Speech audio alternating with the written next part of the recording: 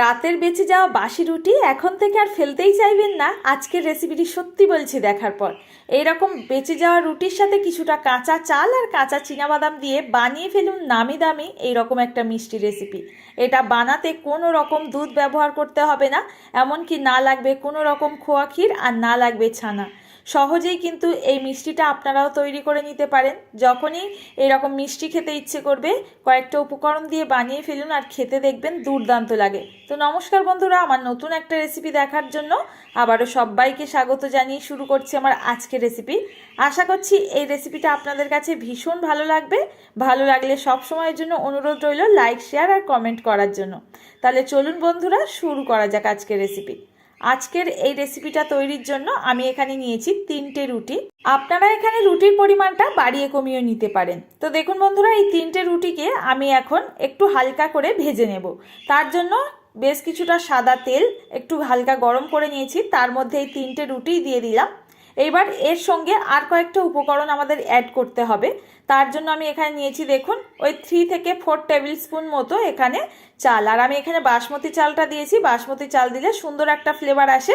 এবার বেশ কিছুটা চীনাবাদামও অ্যাড করলাম, আর এটা আমি কাঁচা চীনাবাদামটা অ্যাড করেছি। আপনাদের কাছে যদি কাঁচা চীনাবাদাম না থাকে এখানে ভাজাটাকেও অ্যাড করতে পারেন, তবে তখন আর এই চীনাবাদামটাকে ভেজে নিতে হবে না। তো দেখুন এখন এগুলোকে একটু ঘুরিয়ে ঘুরিয়ে ভালো করে কিন্তু ভেজে নিতে হবে। রুটিটা যতক্ষণ না সুন্দর করে ভাজা হচ্ছে ততক্ষণ কিন্তু এপিট ওপিট উল্টে পাল্টে ভেজে নেব। তার সঙ্গে নিচে চাল আর চীনাবাদাম আছে সেটাকেও কিন্তু একটু নাড়াচাড়া করে ভালো করে ভেজে নিতে হবে। তো দেখুন রুটিগুলো কিন্তু ভাজা হয়ে গেলে এগুলোকে আমি এখন তেলটাকে ঝরিয়ে ভালো করে উঠিয়ে নিচ্ছি। এখন আমার এই চীনাবাদাম আর চালটাকে একটু ভালো করে ভাজতে হবে। চালটা ভাজা হয়েছে কি না একটুখানি দেখবেন, সাদা সাদা হয়ে আসলে বুঝতে পারবেন চালটা ভাজা হয়েছে, আর তখনই কিন্তু চালটাকে তেল ঝরিয়ে উঠিয়ে নিতে হবে। তো দেখুন আমি এখন গ্যাস ওভেনটাকে অফ করে দিচ্ছি। এবার চীনাবাদামটাকে আর চালটাকে কিন্তু আলাদা করে নেব। তার জন্য এইরকম একটা নিয়েছি এই ঝাঁঝরি। তো এর মধ্যেই দেখুন এই নেটটা দিয়েই খুব সুন্দরভাবে চাল আর বাদামটাকে আলাদা করে নেওয়া যায়। তো এখানে পুরো বাদামটাই কিন্তু আমি আলাদা করে নিয়েছি, কারণ এর খোসাটাকে ছাড়িয়ে নিতে হবে। একটা ছড়ানো প্লেটের মধ্যে রেখে দিলাম, এটাকে কিছুক্ষণ ঠান্ডা হতে দিতে হবে। এখন তেল ঝরিয়ে এই চালগুলোকে উঠিয়ে নিতে হবে। তো তেলটাকে কিন্তু ভালো করে একটু ঝাড়িয়ে নেবেন। তো দেখুন এখানে রুটি আর চাল আমি নামিয়ে নিয়েছি, আর বাদামটাকেও নামিয়ে নিয়েছি। বাদামের খোসাগুলো ছাড়িয়ে নেব, আর এদিকে এই ছোট্ট ছোট্ট টুকরো করে নিতে হবে রুটিগুলোকে। আর এখানে কিন্তু একটু হালকা ঠান্ডা হয়ে গেলেই কিন্তু এই কাজটা করবেন, যেহেতু প্রচণ্ড গরম থাকে এই সময়টা। তো দেখুন আমি এখানে সমস্ত রুটিগুলোকে একদম ছোট ছোট করে নিয়েছি, যাতে মিক্সির মধ্যে দিলে কোনো রকম সমস্যা না হয়। এখানে চীনাবাদামগুলোকে হাত দিয়ে ভালো করে খোসা ছাড়িয়ে এইভাবে একটু চেলে পরিষ্কার করে নিলাম। এবার একটা বড় মিক্সির জার নিয়েছি, তার মধ্যে সমস্ত বাদাম, রুটি আর এখানে ভেজে রাখা চালগুলোকে অ্যাড করে দেব। এইবার কোনো রকম জল বা কিচ্ছু ব্যবহার করা যাবে না, এটাকে শুধুমাত্র এরকম দানা দানা করে একটুখানি গুঁড়ো করে নিতে হবে। তো দেখুন খুব সুন্দর কিন্তু এখানে গুঁড়ো হয়ে গেছে। আর একটু ভালো করে কিন্তু এরকম দানা দানা করে নেবেন, এর থেকে কিন্তু বেশি যেন মিহি গুঁড়ো না হয়, তাহলে কিন্তু মিষ্টিটা দানা দানা থাকবে না, একদমই ভালো লাগবে না। তো এদিকে বন্ধুরা আমাদের সমস্ত উপকরণ রেডি। এবার মিষ্টির জন্য চিনির শিরা তৈরি করে নিতে হবে। তার জন্য একটা পাত্রের মধ্যে দেখুন আমি দিয়ে দিলাম 1 কাপ মতো চিনি। চিনিটাকে না আমি একটুখানি কালারের জন্য ক্যারামেল করে নেব। তো এখানে কিন্তু ক্যারামেলটা ভালো করে বানাবেন, যেন খুব বেশি লালচে না হয়ে যায়, তাহলে কিন্তু মিষ্টিটা একদম তেতো লাগবে। তো দেখুন আমি এখানে প্রথমে চিনিটাকে দিয়ে দিলাম। এইবার গ্যাসের ফ্লেমটা লো টু মিডিয়ামে রেখে এটাকে একটুখানি নাড়াচাড়া করে দিচ্ছি মাঝে মধ্যে, আর এরকম চিনিটা কিন্তু গলে গিয়ে মেল্ট হয়ে যাবে। গ্যাস ওভেনটা এই সময় না আমি মেল্ট হয়ে যাওয়ার পর অফ করে দিয়েছি। এইবার এই পর্যায়ে দেখুন একটুখানি রেখে দেবেন, দেখবেন এইরকম কিন্তু প্রচণ্ড গরম থাকে এই ক্যারামেলটা। এখন এই ক্যারামেলের মধ্যে জলটা অ্যাড করব। তো এখানে কিন্তু এই কাজটা খুব সাবধানে করবেন। আমি গ্যাস ওভেনটাকে অফ করে দিয়েছি আগের থেকে, আর 1 মিনিট মতো রাখার পর দেখুন আমি এর মধ্যে জলটাকে আস্তে আস্তে অ্যাড করে দিলাম, তারপর গ্যাস ওভেনটা অন করেছি। এখানে কিন্তু এই ক্যারামেল তৈরির সময় না একটু খেয়াল রেখে কিন্তু কাজটা করবেন, না হলে অনেক বড় কিন্তু বিপদ হয়ে যায়। অনেক সময় জলটা ছিটিয়ে নিজের গায়েও লাগতে পারে, আর এই সময় চিনি শিরাটা কতটা গরম থাকে জানেন। তো দেখুন এটাকে আমি 1 মিনিট মতো আবার ফুটিয়ে ক্যারামেলের শিরাটা তৈরি করে রাখলাম, এটাকে সাইডে গরম অবস্থায় রেখে দিয়েছি। এখন আমি মিষ্টিটার লাস্ট স্টেপটা তৈরি করব, আর এটা করলেই কিন্তু আমাদের মিষ্টিটা সুন্দরভাবে তৈরি হবে। তো দেখুন গ্যাস ওভেনে কড়াই বসিয়ে এর মধ্যে 2 চামচ মতো এখানে ঘি দিয়ে দিলাম। ঘিটা কিন্তু ব্যবহার করতে হবে এই পর্যায়ে। তার মধ্যে 2 টেবিল স্পুন আমি বেসন অ্যাড করেছি। বেসন দিলে মিষ্টির ফ্লেভারটা সুন্দর হবে, বাইন্ডিংও সুন্দর আসে। এবার বেসনটাকে আমি বেশ কিছুক্ষণ ভেজে নিয়েছি, যতক্ষণ না সুন্দর একটা ফ্লেভার আসছে। ভাজা হয়ে গেলে রেডি করে রাখা চিনির শিরাটা এর মধ্যে অ্যাড করে দিতে হবে। তো দেখুন শিরাটা পুরোটাই আমার লাগবে এখানে। তো দেওয়ার পর কিন্তু ভালো মতো নাড়াচাড়া করে মিশিয়ে নিচ্ছি। আর এটা জাস্ট একটুখানি ফুটে উঠলেই আমরা এর মধ্যে কিন্তু ওই গুঁড়িয়ে রাখা উপকরণগুলো অ্যাড করে দেব।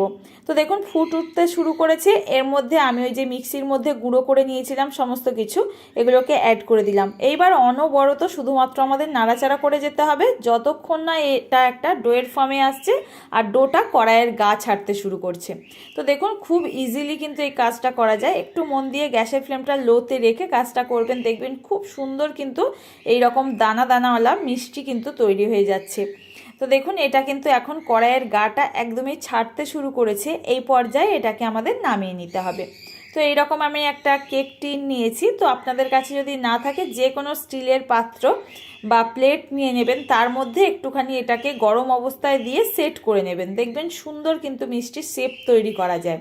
আমি এইরকম কেক মোল্ডের মধ্যে নিয়ে যতটুকু পাতলা বা মোটা লেয়ার চান সেইভাবে সেট করে নেবেন, নিয়ে এটাকে রেখে দিতে হবে।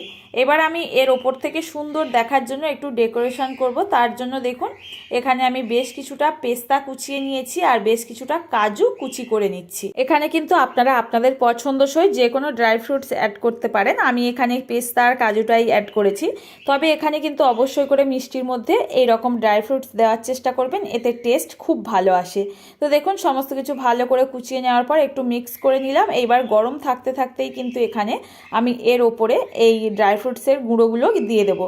এবার একটুখানি স্প্যাচুলা দিয়ে ভালো করে কিন্তু একটু চেপে চেপে সেট করে দিচ্ছি। একদমই কিন্তু মিষ্টিটার মধ্যে সুন্দরভাবে এগুলো বসে যাবে। তো এখন এটাকে কিন্তু আমাদের সঙ্গে সঙ্গে কাটা যাবে না। তো এই মিষ্টিটাকে আমি কিছুক্ষণের জন্য রেখে দেবো। হাতে যদি একদম কম সময় থাকে এটা ফ্রিজে দিয়ে একটু ঠান্ডা করে নিতে পারেন। আমার এটা কিন্তু বাইরে রেখেই পুরোপুরি ঠান্ডা করে নেওয়া হয়ে গেছে। তারপর এটাকে মোল্ড আউট করব। তার জন্য সাইডগুলোকে ভালো করে ছাড়িয়ে নিলাম।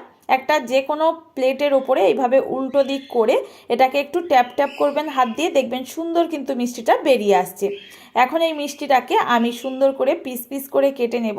আর দেখতে কতটা লোভনীয় হয়েছে দেখতেই পাচ্ছেন। আপনাদের কাছে রেসিপিটি সত্যি বলছি বন্ধুরা একদম অন্য রকম যদি মনে হয় একবার বানিয়ে দেখতে পারেন। আশা করছি আপনাদের কাছেও ভালো লাগবে। আর বাচ্চারাও না এই মিষ্টিটা খেতে ভীষণ পছন্দ করে, আপনারা একবার বানিয়ে দেখতে পারেন। আশা করছি এই রেসিপিটা আপনাদের কাছেও ভীষণ ভালো লাগবে। বন্ধুরা আজকের রেসিপিটা কেমন লাগলো কমেন্ট করতে কিন্তু একদম ভুলবেন না। ভালো লাগলে একটা লাইক করবেন আর ফ্রেন্ড ও ফ্যামিলির কাছে রেসিপিটি শেয়ার করার জন্য অনুরোধ রইল। নতুন কেউ আমার চ্যানেলে আজ প্রথমবার এসে থাকলে চ্যানেলটি সাবস্ক্রাইব করে নিতে পারেন। সহজ রেসিপির নোটিফিকেশান কিন্তু সবার আগে পাওয়ার জন্য অবশ্যই পাশে থাকা নোটিফিকেশান বেলটা অন করে নেবেন। আর পেজ থেকে দেখলে পেজটি ফলো করে নেওয়ার জন্য অনুরোধ রইল। আজ তাহলে বন্ধুরা এখানে বিদায় নেব। দেখা হবে আবারও এরকম সহজ কোনো রেসিপির সঙ্গে। ততক্ষণ সবাই ভালো থাকবেন, সুস্থ থাকবেন। আর ভিডিওটির সঙ্গে এতক্ষণ ধরে থাকার জন্য রইল অসংখ্য ধন্যবাদ।